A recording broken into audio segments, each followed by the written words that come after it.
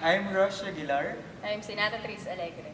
I'm Roxanne Deludado. I'm Crisanta Predas, and kami yung magka-classmates simula pa ng high school. Pero ngayon, magkakasama na kami dito sa church. And yun, natatandaan ko, to give you a background, etong si Roxanne ay heartthrob nung high school kami. Kung gaano siya ka-heartthrob, kahit maitim siya, kahit maliit siya, kahit mukha siyang elementary. Ay, si Rochelle naman. Kay Rochelle ako. Ay, nung pagkakita ko sa kanya, kala ko pagkakita ko, kala ko sila ispa din. Ang hinhin, ganyan, hindi nagsasalita, hindi mo makausap, ang friend niya lang, iisa lang ata, yung pinsan niya, ganyan. Pagbawi din ako siya. May makapugot din ako dito. So, akin naman si Crisanta, pagkakilala ko sa kanya nung high school. Napaka-grade conscious niya talaga. Oo, talaga. Alam mo yun? Salutatorian. Magaling sa magaling sa lahat. Salutatorian. In-achieve niya lahat. Tapos, sa journalism, di ba? Parang galing niya sa English, sa math. Mas in English di ba? Tapos, ang galing lang. So, doon ko siya nakilala na napaka-husay niya. Iba siya? Kasi nga matalino ko, kaya yan sinatlo. Grade 1 pala. Dito ko talaga napatunayan na hindi mo pwedeng piliin kung sino yung mangunguna sa'yo. Hindi ba laging sinasabi, di mo pwedeng piliin yung cell leader mo. Kasi grade 1 pa lang, nangunguna na siya sa akin. First honor. Samantalang nangungupa siya sa akin. Ay, ebidensya. Pero di ba na-guidance tayo lahat, no? Oo, kahit wala alam si Rochelle na nag-guidance. Si Rochelle pumuntang guidance. Ba't tayo nasa guidance? Balala niyo kay Rochelle. Si Santa, mangiyak-ngiyak na. Kasi ba parang Ako kasi pinakagalit na una siya. Grabe pala yung ang sama natin dati, no? Pero tutusan, di ba ako na yung pinakamabait sa inyo noon? Oo, ikaw na. Oo, hindi lang halal. Ayun yun, nag-start siguro yan nung na-invite ako sa church ni Ma'am Roxanne. Na-invite naman din ako ni Nat. Youth service. Ng youth service ng... Ayan, IOU. Youth service. So, na-invite sila. Yun din yata yung unang testimony ko sa youth service.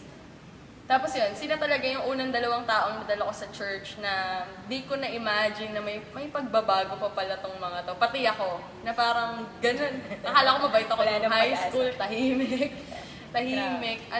Silent killer. Tapos yun, parang sabi ko, wala nang pag-asa to si Roxanne. Pero yun nga, it's amazing how the Lord is really working sa pag-transform ng buhay ng tao. Na parang yung kasamaan ugali namin dati, kada namin mild lang, yung pala malala na. Tapos si Crisanta na sobrang sungit dati. About naman kay Crisanta, na talagang dati, di ba, napaka-achiever. And ngayon naman talaga nagagamit niya pa din, di ba? Being a nurse na nag-cater, di ba, ng mga pasyente, na talagang naka-inspire kung paano siya ginagamit ni Lord on how na mag-heal, di ba, ng emotion ng mga tao and then yung physical disability. And of course, yung spiritual, di ba? And how she shares the gospel to sa mga katrabaho niya and then syempre sa mga pasyente sa hospital. And nakaka-amaze kasi ang galing na while na nag-work siya, na pagsasabay niya, and then ang dami niya na nadi-disciple na katulad niya. Kung sa workplace, ganon. Pero kung titingnan mo naman si Ma'am Rox nga, di ba? Na ayun, yung pag-invade talaga ng campus na parang kahit saan kami mapunta, actually siya, kahit saan siya mapunta, dala niya kami, dala niya yung church, ganon na simula pa lang sa WCC, ganon na I never imagined na makakapasok ako doon sa WCC kasi nga syempre it's a private school, ganon, and wala naman akong anything na kailangan puntahan doon. Pero sa campus ministry, sobrang nagamit yung pagiging teacher niya kasi nga bawat isa sa amin, meron kaming way para makapasok ng campus na talagang malayang-malaya na nakakapag-share ng gospel, na abot yung mga students. And doon ko naranasan doon namin naranasan kung paano makisalamuha doon sa mga tao na hindi mo talaga kilala. Kasi nga kung sa workplace, yung mga tao doon, kilalang kilala ko na eh. Pero doon sa pagdating sa campus, ang hirap na makipag-usap dito sa mga estudyante na to kasi nga hindi mo sila kilala and kung iisipin mo kung ikaw yung nasa sitwasyon nila na sino ba tong mga tao mo to, ganyan, na parang ano bang gagawin nila, ganyan. Pero ganon ginamit si ma'am sa campus na pagdating talaga sa vision, hindi pwedeng aalis siya sa isang school na walang maiiwan or walang masyashare ng gospel.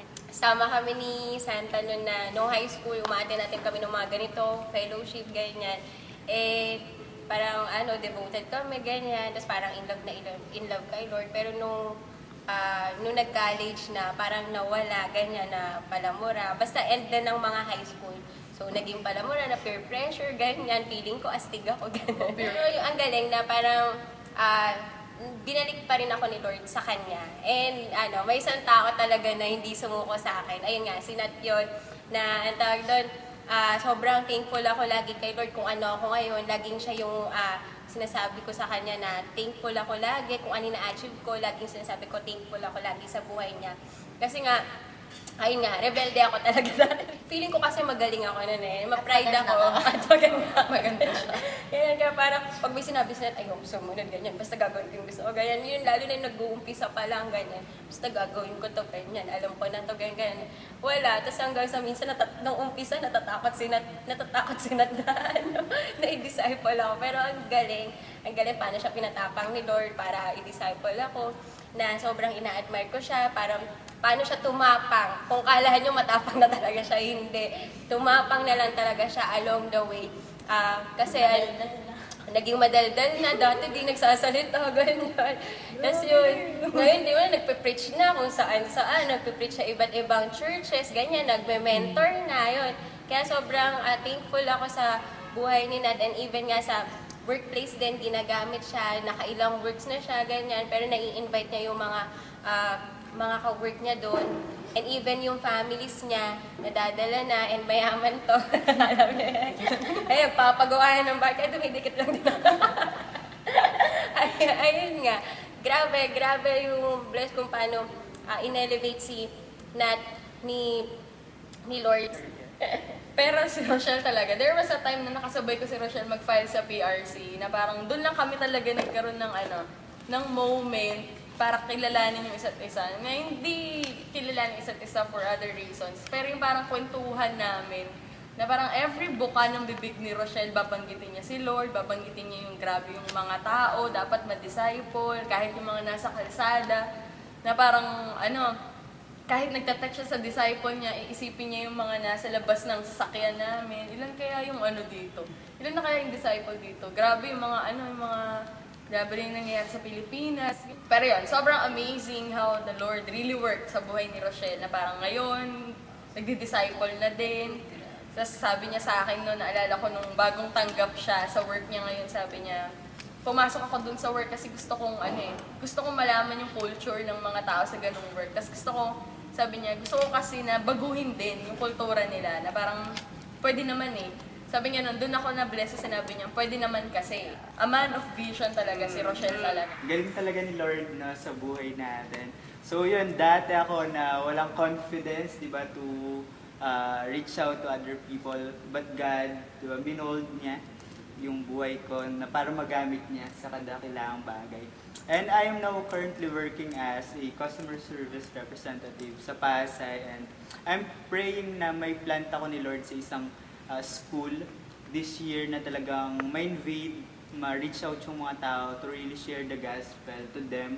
Ako naman, nurse na ako ngayon sa Valenzuela Medical Center and aiming to lead more nurses and other staff po ng hospital na talagang patuloy na makakilala kay Lord and talagang magpatuloy po sa vision. Binago ni Lord yung buhay ko, and yun nga, nagrabe, ito pala yung plano talaga ni Lord sa akin. How the Lord elevate me, and talagang binigyan niya ng purpose yung buhay ko. Ako naman, currently working as a training clerk sa European Training Competence Center. Malayo, pero I'm thankful kay Lord sa strength na binibigay niya to really do the vision despite the long travel time, ganyan, busy work.